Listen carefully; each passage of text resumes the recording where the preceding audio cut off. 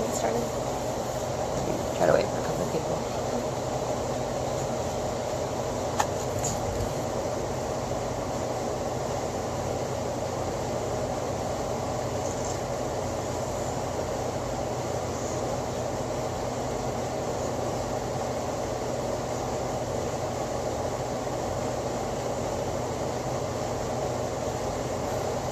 Alright, we're just waiting to get a couple more people in here so that once I start, you know what's going on. Alright, this is a book I actually found on Amazon Prime, and one of the things that we are doing is coming up with a gift box for vaccine-injured families, and one of the things we wanted to put in these gift boxes was a book. We are doing something for children, something for adults, and something for families. And one of the things that I've been kind of doing is scouring the internet, trying to find a good book for kids that was on the topic. And it's hard to find. And I found this book, and I really think it's a good book. And I'm going to try to read this aloud to you guys, and you guys can check this out on Amazon Prime is where I got it, and it is a good book. My daughter says there's a little bit too much backstory in the book. It is a longer book, but I like the book, and I like the message of the book, and that the back actually has resources as well. So, Lalyn, who are the authors of this book? So there are 4 people who worked on this book, and on the front it only says 2, but when you go into the back it has the 4 total people that worked on it. And I think you should get everybody. There we are. Okay, so about the authors, we have Andreas Bachmair, who is a classic homeopath, Madeline Maker, Alina Ryazanawa, and Helen Kimball Brook. See why I had her read those names? Y'all already know I'm not good with names. It's called Sarah Doesn't Want to Be Vaccinated. So that is the cover of the book.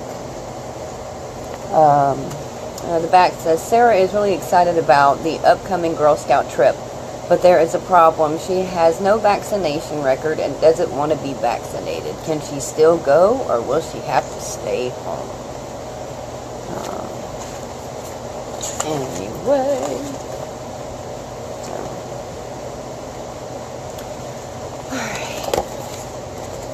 It's so hard to get your cell phones to focus. But anyway,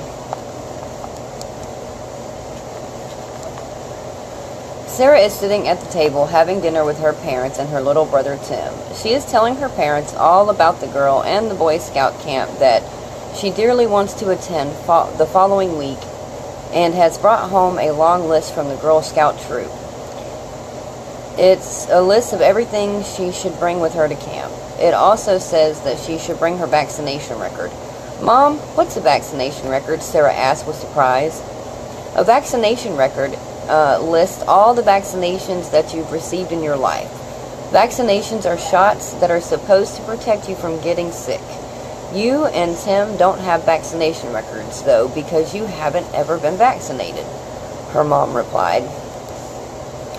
Why aren't we vaccinated? Sarah wonders with surprise. Her father replies, people always tell you that vaccines aren't dangerous, but that's not true. A lot of people have gotten really sick from vaccination, and that's why you're not vaccinated. Sarah is really worried. She thinks she definitely needs a vaccination record so she can go to the scout camp. Her mother reassures her that she will call the troop leader in the morning and discuss the matter then. This makes Sarah feel a little bit better. About Sarah and Tim, I guess that's his word. Sarah and Tim's father takes them up to bed after dinner. They share a room. He wanted to read to them a bedtime story, but Tim insists, asking Daddy, is it bad that we aren't vaccinated? His eyes hold concern, but his father answers, you know, Tim, I wasn't vaccinated either, and I had all the childhood diseases. What is a childhood disease? Sarah wants to know. Her father explains, it's a disease, for an example, like the measles. It used to be that most kids got the measles and a few other diseases. That's why they're called childhood diseases. When you get measles, you get a high fever and a cough, lots of red dots on your body, and you have to stay in bed for about 2 weeks. And then you get well again? Tim asked curiously. Yes, but it's really important that you don't lower the fever with medicines, that you drink lots of fluids. The fever is important so that the body can actually fight disease. Once you get over it, you're even healthier than you were before, the father replies.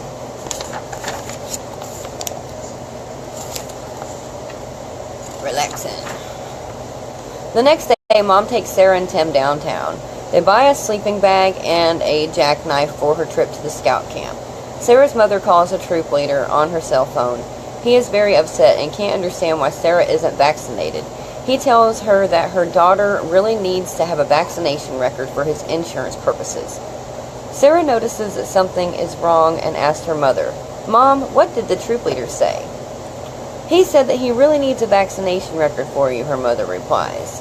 Sarah is really worried that maybe she won't be able to go to camp after all, and looks sadly at her sleeping bag and the new jackknife. Her mother says lays a calming hand on her shoulder and explains, "I'll send a letter with you for the troop leader. The letter will explain that you aren't vaccinated and are not to be vaccinated at camp either." That takes a load off Sarah's mind, and she hops around excitedly in a circle. That weekend, Grandma Helen comes to visit them. She was one of the first Girl Scouts. Lalyn said that's an interesting fact. Grandma was one of the first Girl Scouts. Grandma Helen takes the kids hiking in the woods and shows Sarah and Tim wonderful tricks she can weave many blades of grass into knots that hold really well, but are easy to untie.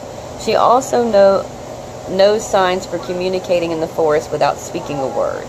Then she makes a noise with her hands and her mouth that calls a real owl. "Grandma, you're the best," Sarah and Tim are impressed, because only Grandma Helen can do exciting things like that. In the evening, the kids insist that Grandma Helen take them to bed and read them a story. They know that their grandma always tells them spooky stories that she heard in scout camp back when she was a girl. They love the stories and always listen to her with wide-eyed excitement. Later, the grown-ups sit in the living room and talk about vaccination. Sarah has secretly snuck out of her room and listens from the hallway to everything they say. Y'all always remember that, too. You know they're listening. Our kids are always listening. This one right here, she was always listening. Lily's always listening. I'm telling you. Throw me under the bus, why don't ya? It's the truth. "No one can force you to vaccinate the children," Grandma Helen exclaims. "You have a vaccine exemption for them. Thank God most of the states still have legal right to opt out of using vaccines. Most people don't know this and are being scared into getting their kids vaccinated." Grandma says to Dad, "You weren't vaccinated either when you had measles. Nobody got upset about it. Nowadays, when people have measles, everyone seems to think that they have a terribly dangerous disease. People even say that only a vaccine can protect you from it." Then Grandma explains why she didn't vaccinate Dad. Her best friend's child became very, very sick after a vaccination. After that, Grandma didn't want to have anything to do with vaccinations. Amen, sister.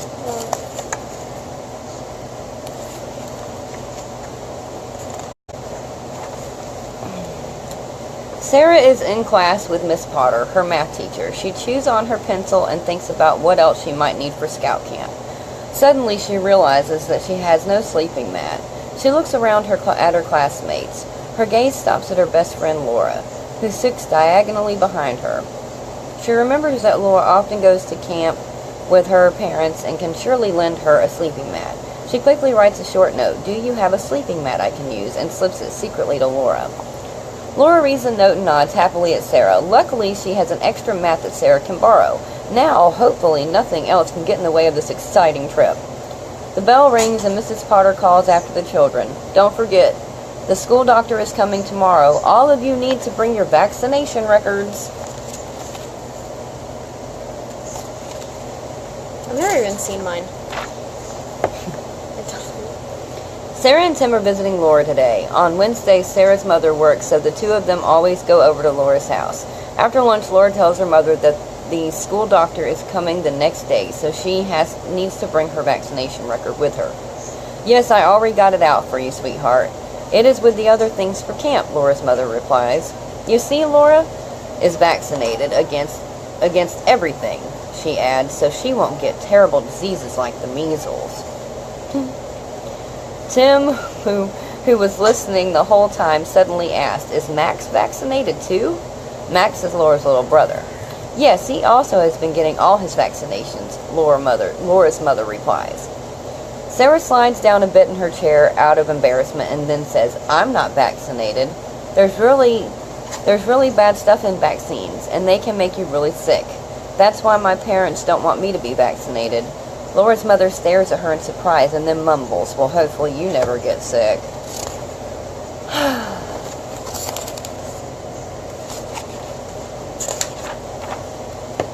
Sarah and Tim are waiting for Dad in the front yard, but Sarah's bicycle needs to be fixed before she can take it to the guide and scout camp. She has already cleaned her bike, and now Dad needs to adjust the brakes. They're not working quite right. Dad puts his briefcase down and fetches the tool case from the garage. Then he adjusts the brakes and tells them that a well-functioning bicycle is like a healthy body. When you give your body what it needs, it works just great. Tim asks what he should give his body. Good food, exercise, and sunshine. Their father winks at him. When he finishes adjusting the brakes, they go inside together.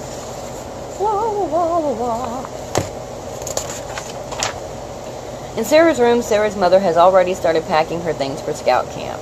Will all of that really fit in my backpack, Sarah wonders? That's a lot of stuff. I also brought a sleeping mat for Laura. Together, Mom and Sarah go down the list of everything Sarah should take on the trip. Other than vaccination record, we have everything else, Mom declares. Tomorrow I'm supposed to bring my vaccination record to school. The school doctor is coming, Sarah tells her mother nervously. Mom gives her the letter that she has already prepared. The letter states that Sarah is not vaccinated and therefore has no vaccination record. If the school doctor has any questions, tell him to call me, Mom tells her. Mom looking stressed out.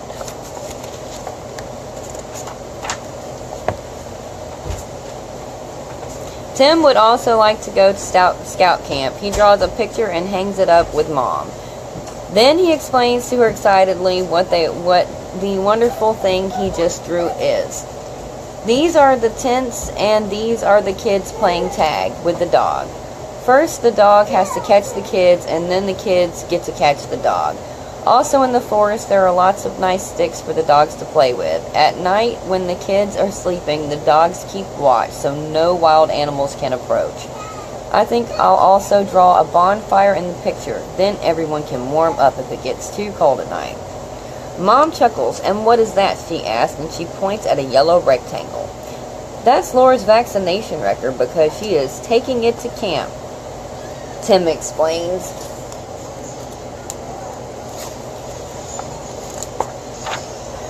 The next day, the school doctor is doing checkups in the gym, one after another. The children go in to see the doctor. Sarah comes out crying, so Miss Potter runs over to comfort her. Sarah, whatever is the matter, she asked with a concerned voice. The school doctor said I have to get vaccinated. I'm the only one in the class who doesn't have a vaccination record, but I told him I don't want to be vaccinated, so he sent me out again. Miss Potter put her arms around Sarah's shoulders and says, you're completely right. You don't have to be vaccinated. If you and your parents don't want it, I'll take care of things. Tell your mother to call me.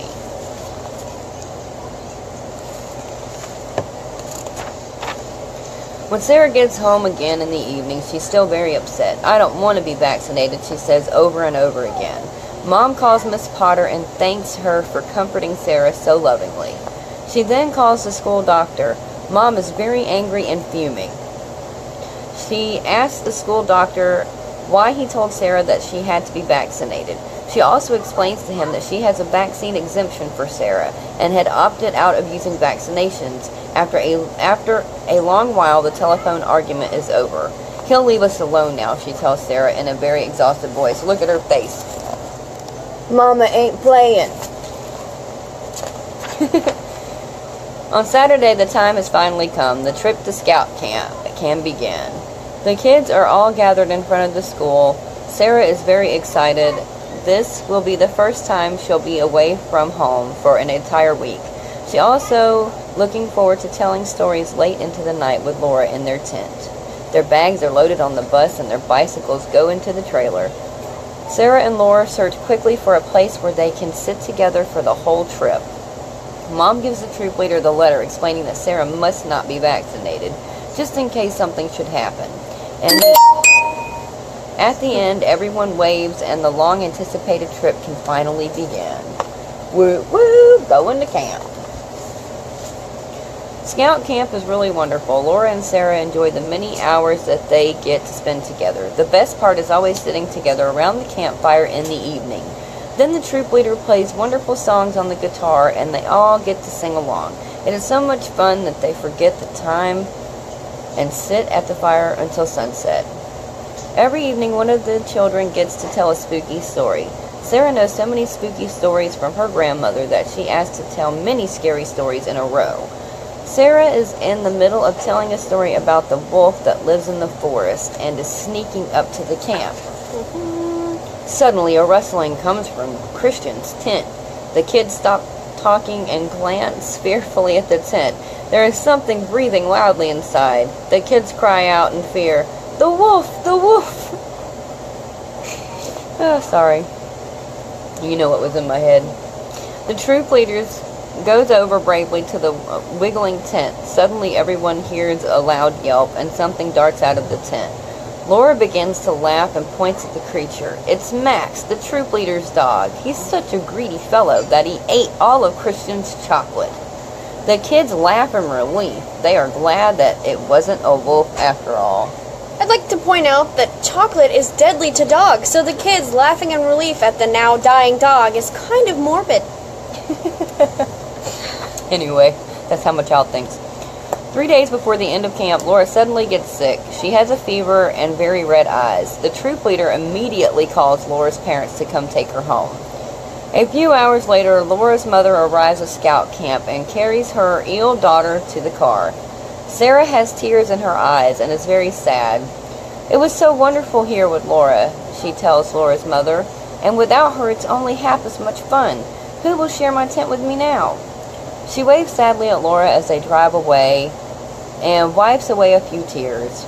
Laura also has tears in her eyes and is sad that the exciting trip is now over for her. On the other hand, she's happy that her mother is nearby again and can take care of her. Bye. You're so used to Lily. Lily started calling Mom Mother, and it says Mommy in this book, but she's so used to hearing Mother now that she just automatically corrected it. Gother, Mother. Sarah is a bit scared to sleep alone in her tent because there's too much backstory. Because she is used to sharing it with Laura. They always told the stories and giggled far into the night. Sarah tells the troop leader that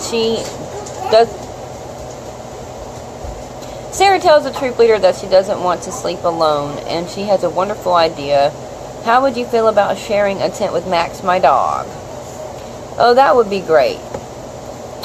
He kept a warm watch over me, and I can tell him scary stories because he never gets scared, Sarah answered excitedly. Sarah spends the next few nights with Max. The two of them sleep snuggled close together. Max is so cuddly and warm that Sarah doesn't even need a sleeping bag. Too much backstory, but anyway, there you go. Okay. After a week away, Sarah returns from scout camp. Everyone has come to greet her. Even Grandma Helen is there. Sarah's parents are surprised to see Sarah get off the bus without Laura. Laura got sick. She had a fever and had to be picked up after only 4 days, she tells them excitedly. I have to go call her and ask how she's doing. On the way home, Sarah's eyes sparkled as she tells them all about scout camp. I wasn't homesick at all, she says proudly. It was just sad that Laura had to go, but I found great replacement for the nights in my tent. Max, the troop leader's dog, he cuddled with me the whole time and watched over me. It was great. Hello. Alright. When Sarah gets home, she immediately calls her friend Laura. Laura has been sick in bed for days. She has red spots all over and is still running a fever. I have measles, Laura tells Sarah. The doctor was here today. How can that be? I thought you were vaccinated, Sarah wonders. The doctor said that you can get measles even if you're vaccinated against them, Laura explains to her. Huh, I don't get it. Why should you get vaccinated if it doesn't even work? Sarah asks with exasperation. I don't know, Laura answers. I'm sure my grandma can explain it to me. She knows everything, Sarah declares.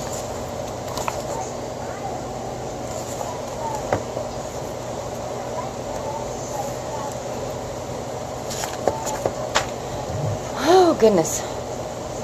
Later, Sarah and Tim and Grandma are sitting together in the living room. Sarah tells Grandma that Laura got the measles despite being vaccinated. She still doesn't understand how that could have happened. You see, Grandma says, so it goes. Even when you're vaccinated, you're still not 100% protected against getting an illness. But why should someone get vaccinated if it doesn't even really protect them, Sarah asked.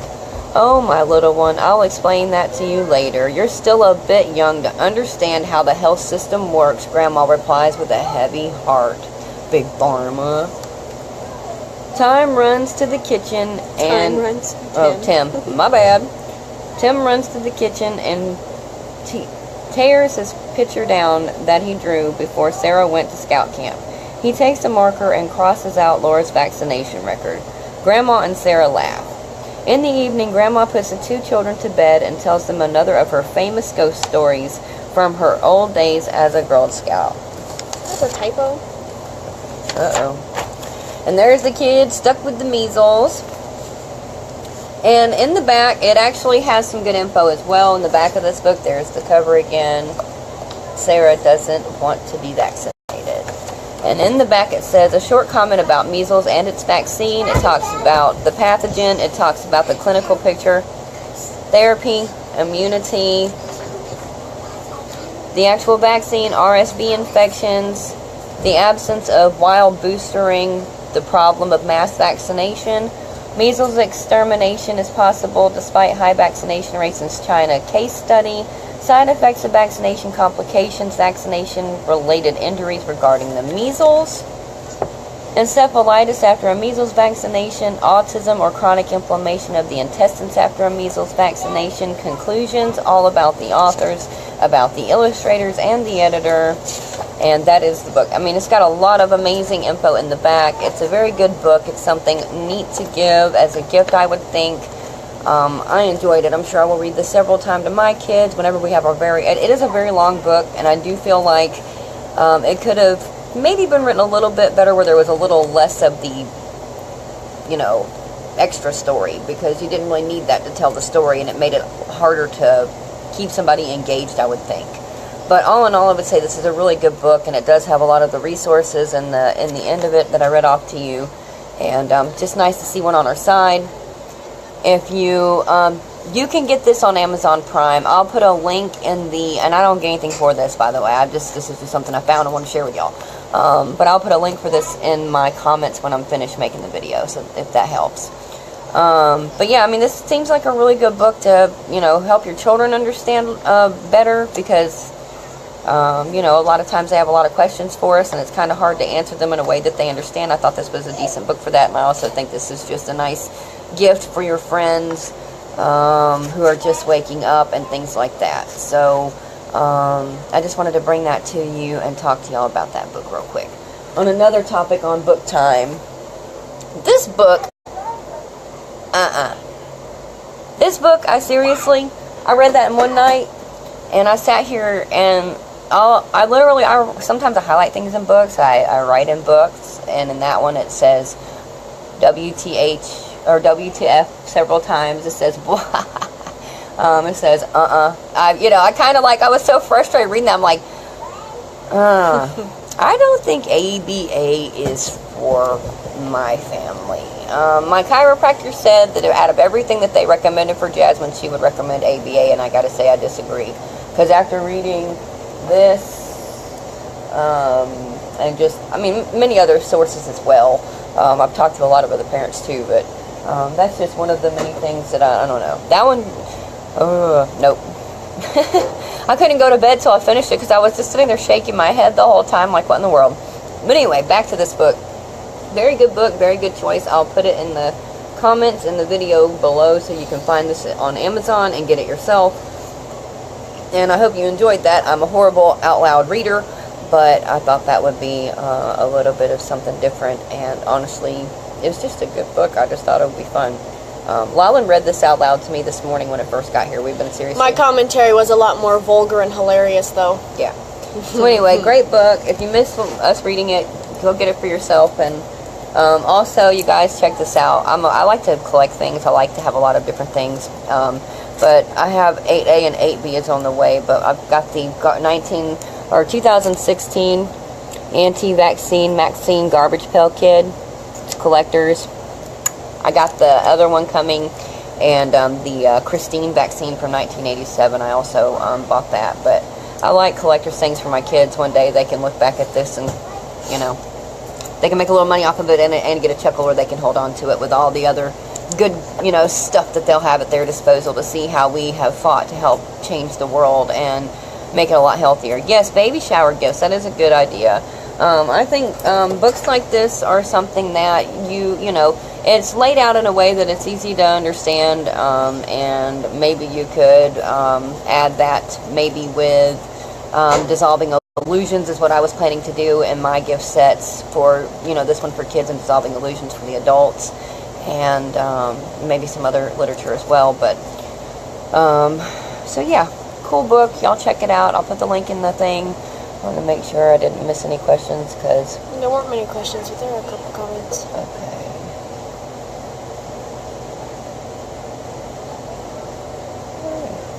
About the that was at the beginning, about oh yeah, around the doctor and stuff. No. Sorry, y'all. Just going through. Okay, we're good. All right. Well, I'm gonna go. Hope you enjoyed us reading this book, and check it out. I'm gonna put it in the thing once it posts this video, and y'all can go get it on Prime yourselves and enjoy it yourselves. So, peace out. Yeah, we're crazy. We don't care. Yeah. It's who we are.